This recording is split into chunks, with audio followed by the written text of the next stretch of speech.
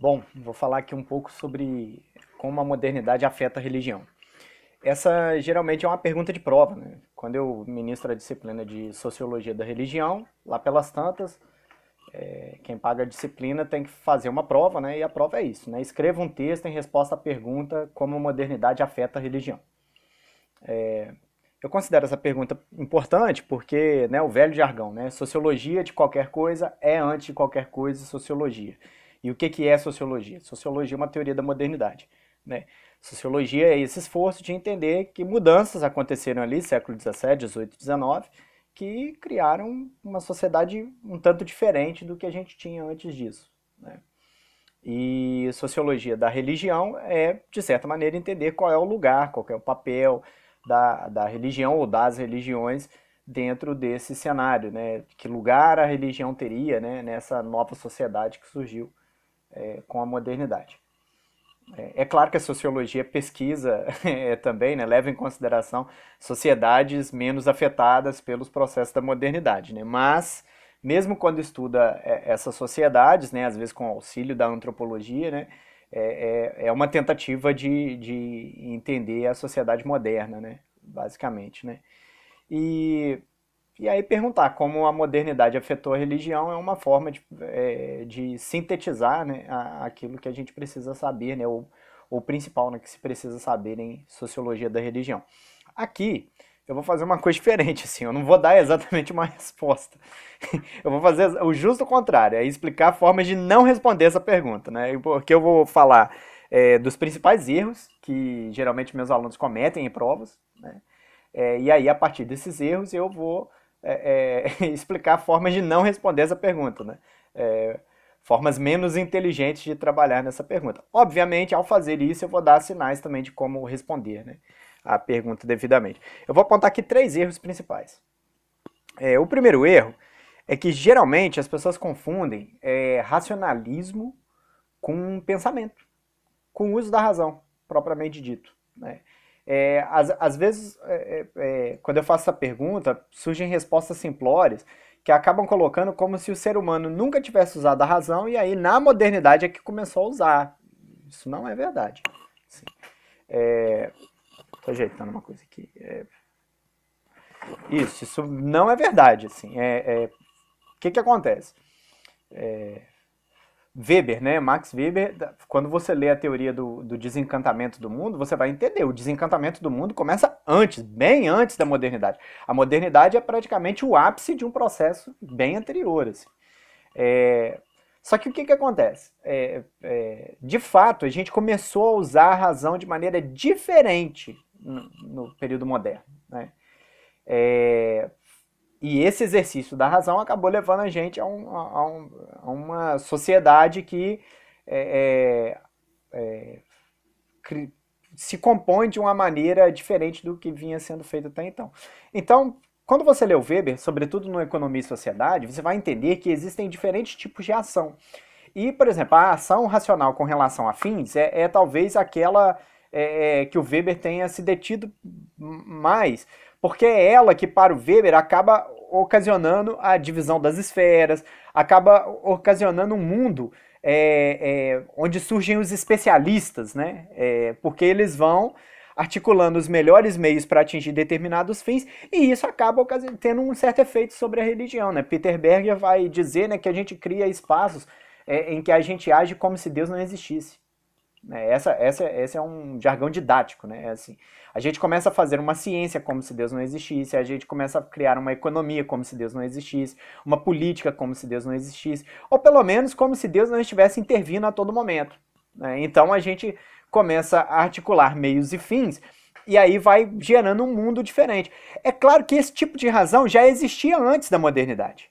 As pessoas já usavam a gente costuma chamar essa racionalidade, essa ação racional com relação a fins também de racionalidade instrumental. A racionalidade instrumental, assim, os seres humanos já usavam antes. Né? Nós não éramos menos inteligentes, né? Pelo contrário, não, né? Nós nos chamamos, né, a espécie, né, o Homo sapiens, sapiens porque faz exercício da razão. Agora, existem diferentes tipos de razão. Você tem a ação, por exemplo, racional com relação a valores, aí é um outro tipo, né? Só que a razão instrumental, que é essa de articular meios e fins, ela começou a se tornar central na vida. Essa é a diferença. Então, não confundam, né? Não é que os seres humanos se tornaram, começaram a usar mais a razão, pura e simplesmente. Não é. A gente usa a razão tanto antes quanto depois da modernidade. Só que na modernidade a gente supervaloriza a ação racional com relação a fins. E essa supervalorização vai gerando uma fragmentação da vida. Você vai especializando em esferas e, nesse processo, a religião perde fôlego, né, na modernidade. Então, a teoria do desencantamento do mundo passa por um certo tipo de racionalismo. Detalhe, o Weber fala que isso começa nas próprias religiões, assim, com os profetas, né? Eles vão exigindo uma certa sistematicidade da religião, né? Então, por exemplo, quando se fala, né, obedecer é melhor do que sacrificar. É o quê? Não basta só a prática isolada, né? Você tem que articular aquilo num sistema ético. Então, quando os profetas eles vão fazendo isso, e em diferentes religiões, em diferentes lugares, né, geográficos, você vai criando sistemas religiosos, você vai racionalizando o mundo. E isso acaba gerando, né, o ápice do processo é quando a razão se desloca da religião, né, e aí você começa a articular meios e fins de maneira independente, né, a modernidade seria o ápice do processo, né, e aí você avança com racionalismo. Isso é racionalismo, é a supervalorização da razão instrumental. E aí essa razão, que já existia antes, mas agora está supervalorizada, quanto mais valorizada ela é, menor o espaço da religião em algumas esferas, né? E aí sim você fala, né? O que os alunos costumam confundir é que às vezes tratam como se o período antes da modernidade seres humanos não fizessem exercício da razão, né? Esse é o principal erro, né? Não se pode cometer. Segundo erro, os alunos costumam confundir religião com instituição religiosa. Assim, é muito comum, é muito comum. E isso, assim, nessa última vez que eu dei a disciplina, eu até fiquei meio preocupado, porque criou uma confusão na teoria da Daniele Revilegier, né? Aqui, ó, o livro que geralmente eu indico para os alunos, né? É O Peregrino Convertido, né? Que é da editora Vozes, assim. Esse é um livro que está praticamente o suprassumo da teoria da Daniele, assim, ajuda a gente a entender algumas coisas, só que meus alunos confundiram muito, assim, salvo engano, acho que só uma aluna, acho que foi a Laís, né, só uma aluna respondeu de forma completa na prova, né? É porque a teoria da Daniele tem dois lados, os alunos só focaram em um. A Laís, salvo engano, foi a única que focou os dois lados. Que dois lados seriam esses? Assim? Se você ler a Daniele Revilegier de maneira desatenta, você vai achar que ela está falando que a secularização é uma falácia, assim, né? Que na realidade as religiões não acabaram e só isso. Não é só isso que a Daniele fala, né? A Daniele não está falando que a secularização não tem efeitos. Aliás, não existe, acho que hoje no mundo, assim, nenhum cientista sério que fale que a secularização não teve efeitos. A gente pode discutir quais são os efeitos da modernidade sobre a religião, mas existem efeitos. Só que o efeito não é acabar com a religião. Essa é a sacada da teoria, né? E aí tem até uma coisa assim no livro da Daniele, que é uma transformação do conceito de secularização. Ela começa, por exemplo, usando muitas aspas, às vezes, quando ela vai usar o termo secularização, nesse sentido, né, de que a religião está para acabar, porque com o avanço da modernidade a religião acaba, ela acaba colocando, né, aspas no termo secularização. Só que no decorrer do texto, a secularização vai perdendo as aspas. Aí quando chega no primeiro capítulo, ela já dá uma definição, né, dela, né, do que seria a secularização. Vou ler aqui, ó, que eu acho que vai ficar mais claro, né, página 41, no final aí do primeiro parágrafo aí, tem algumas frases antes, né, do meio para o fim, está escrito assim, ó, o principal problema para uma sociologia da modernidade religiosa é, portanto, tentar compreender conjuntamente o movimento pelo qual a modernidade continua a minar a credibilidade de todos os sistemas religiosos, né? E o movimento pelo qual, ao mesmo tempo, ela faz surgirem novas formas de crença. Olha só que coisa interessante, né? A gente tem que entender dois movimentos, né, que acontecem na modernidade. Primeiro movimento, a modernidade continua a minar a credibilidade de todos os sistemas religiosos. Então, ou seja, religiões sistematizadas, que têm instituições que guardam certas referências de crença, esses sistemas continuam a ser minados na modernidade. Só que, ao mesmo tempo, surgem novas formas de crença. Entendeu? As duas coisas acontecem simultaneamente. É porque na sociologia a gente tem praticamente três fases. Assim. Tem uma fase em que se aceita a teoria da secularização. E a gente diz que a secularização é o movimento pelo qual a religião vai acabando na modernidade, a religião está em vias de extinção. Você tem um segundo movimento, que é o pessoal que observa o fundamentalismo em ascensão, observa as novas formas de religião e tal, novos movimentos religiosos, e aí vai falar assim, não é bem assim, né? Você tem uma revanche do sagrado, uma revanche de Deus, né? Um retorno de Deus, alguma coisa assim, um reavivamento religioso, né? Então, na realidade, você tem dessecularização, né? Você tem uma revanche disso, né? A Daniele não está em nenhuma dessas duas posições. É engraçado isso. Se você lê desatento, toda a terceira geração de sociólogos, você pode acabar confundindo, achando que eles estão ou na primeira ou na segunda, porque eles tentam conciliar as duas visões. Né? E a Daniele Revilegieri está nessa terceira geração, né? Da sociologia da religião, que vai apontar o quê? A secularização tem alguns efeitos. Só que o efeito dela não é o extermínio da religião, como a primeira geração achava. Né? Você tem, na secularização, alguma coisa das religiões que de fato se perdeu. E o que se perdeu foi o valor institucional. Mesmo grandes líderes, como o Papa Francisco ou Silas Malafaia, né, assim, a nível local, né, eles mantêm uma influência, mas não porque eles têm um título eclesiástico, entendeu? Eles são empoderados não pela instituição, mas pelos seus carismas pessoais. É o carisma que muitas das vezes movimenta as religiões, né, que estão em crescimento, né, e menos, né, o próprio cargo, a própria instituição em si. Então, o que acontece? Existe secularização para Daniele Revilegier? Existe. E o erro comum foi exatamente achar que a Daniele estava falando que não existe secularização, assim, não é bem assim, né, existe algum nível de secularização, só que a secularização não acabou com a religião. O que ela criou? Surgiram novas formas de crença. Né? Olha só, finalzinho aí desse primeiro parágrafo da Daniele. É necessário ter entendido que a secularização não é, acima de tudo, a perda da religião no mundo moderno. Né? É o conjunto de processos de reconfiguração das crenças. Entende? A secularização não é a perda da religião no mundo moderno, mas o conjunto dos processos de reconfiguração das crenças. A religião não acabou, mas ela está diferente. E essa diferença tem consequências, né? Para as instituições estão passando muito aperto, viu? Para controlar os rebanhos, né? Por assim dizer. Você vai ter pessoas, vai ter gente de todo tipo dentro das igrejas. E aí, gente, vale para todas as religiões, assim, terreiros, mesquitas, paróquias, né, igrejas, comunidades em geral. Os líderes estão com uma certa dificuldade assim de controlar os seus rebanhos.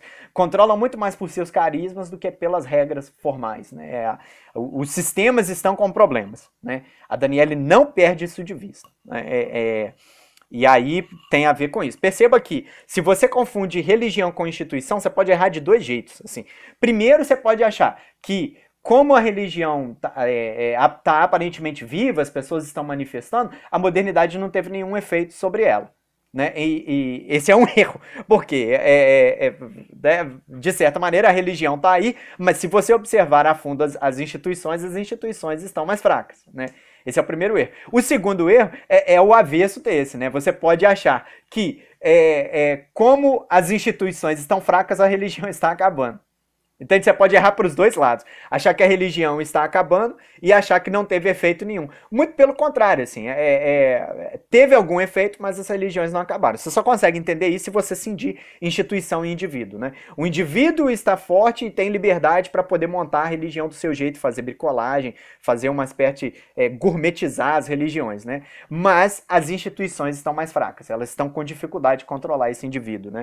É uma coisa, gente, não sei se vocês conhecem o trabalho do Manuel Castells, assim, quando ele fala sobre a sociedade em rede, ele vai falar, né? A religião está forte, mas é a religião em rede. Né? As redes são orquestradas, às vezes, por carismas de maneiras diferentes. Né? As instituições formais e hierarquizadas estão com problemas. Todas elas, né? Partidos políticos, sindicatos, né? O Estado, né? Em geral, e as igrejas não escapam a isso. As igrejas hierarquizadas estão com problema também, né? Mas a religião em rede, ela sobrevive, né, na mão dos indivíduos, né? Segundo erro. O terceiro erro é a diferença entre secularismo e secularização. E aí é uma questão mais técnica. Assim, o que acontece, gente? Quando a gente fala em secularização, é o termo que a gente usa, e aqui eu vou usar o Giddens, né? Os conceitos que a gente usa em sociologia, eles aglutinam, muitas vezes, consequências inesperadas da ação. A gente vai fazendo coisas que, de maneira consciente ou não, muitas vezes de maneira inconsequente, geram efeitos. Sim. E aí os sistemas religiosos ficam mais fracos, não porque alguém quer ou deixou de querer, muitas vezes porque nós fazemos uma outra coisa que tem um efeito indireto sobre isso e a religião acaba enfraquecendo. Sim, né? O acesso à informação, por exemplo, a internet, né? Você vai ter acesso a diferentes formas de viver a sua religião, você vai deixando de obedecer o padre, né, da sua paróquia e vai começando a agir de outra maneira. E aí são composições variadas, assim. O termo secularização, ele aglutina isso. E aí os alunos costumam confundir muito secularização com secularismo. Qual que é a diferença, né? É que secularização, você gostando ou não, ela está acontecendo. Ela é o efeito, né? Ela é o conceito que a gente usa para sintetizar todas as consequências que vão acontecendo no mundo moderno, assim, com a religião. Então o termo secularização é esse. Agora, secularismo não. Secularismo já é um termo que a gente usa para qualificar os movimentos que defendem a secularização de uma determinada forma, né? Principalmente que as religiões se apartem do espaço público. Mas não só, que se apartem às vezes do espaço da ciência, que se apartem da economia, enfim, que a religião perca a influência, né? Aí você pode chamar esse movimento de uma certa posição secularista. Tem gente que fala também uma posição laicista, né? Fala em laicismo, né?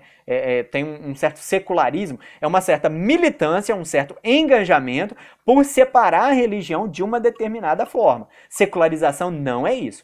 E aqui o preciosismo aqui, técnico não é de graça. Por quê? Porque você precisa separar essas duas coisas, né? Existem movimentos engajados que são, de fato, secularistas, né? E aí a gente estuda eles, né? Até um assunto quase que de ciência política mesmo, né? Talvez tanto quanto de ciência da religião, né? Porque você tem que olhar ali como que funciona essa militância secularista, né? E às vezes em revanche há uma influência da religião no espaço público, né? Então existem movimentos secularistas que vão advogar a secularização de uma determinada forma.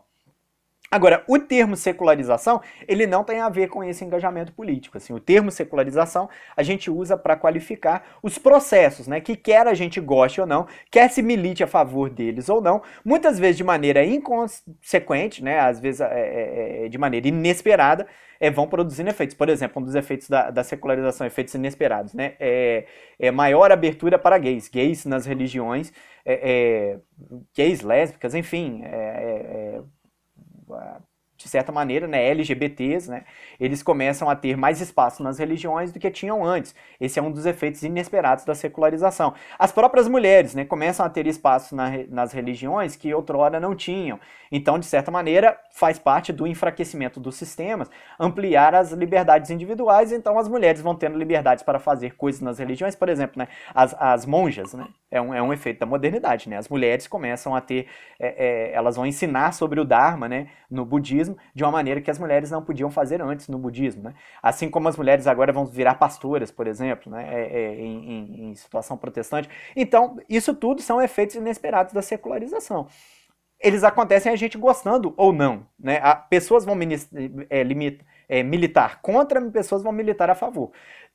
Na sociologia, tecnicamente, a gente usa o termo secularização de maneira mais independente dos movimentos de engajamento. Agora, secularismo não. Quando a gente fala secularismo, a gente fala de um movimento político que de certa maneira, existem grupos políticos, né, engajados numa movimentação para que a secularização aconteça, né? Então, essa é a diferença, assim, ela é muito importante para quando a gente vai trabalhar com teorias do Casanova e tal, né? Essa é uma distinção importante de fazer, né? Então, é isso, assim, 3 erros principais, assim, que nós precisamos evitar quando a gente vai falar de como a modernidade afeta a religião, né? A gente não pode confundir racionalização com pensamento, né? Não é porque agora há um racionalismo instrumental exacerbado que antes a gente não usava a razão. Não é isso, né? A razão instrumental só adquiriu centralidade, né? É claro, eu estou falando só aqui, né? É um eufemismo, né? Essa é uma mudança radical. Mas, enfim, existia a razão antes, né? Não é agora que a gente inventou a razão. Segundo erro, não pode confundir religião com instituição, né? Porque senão você erra para os dois lados, né? Ora achando que a religião está acabando, ora achando que a modernidade tem efeito nenhum, porque você vai confundindo religião e instituição nessas duas posições. E ora também você pode errar ao confundir secularismo e secularização, né? Então, fica a dica aí, né? Evitem esses erros, né? E é isso, né? Até mais.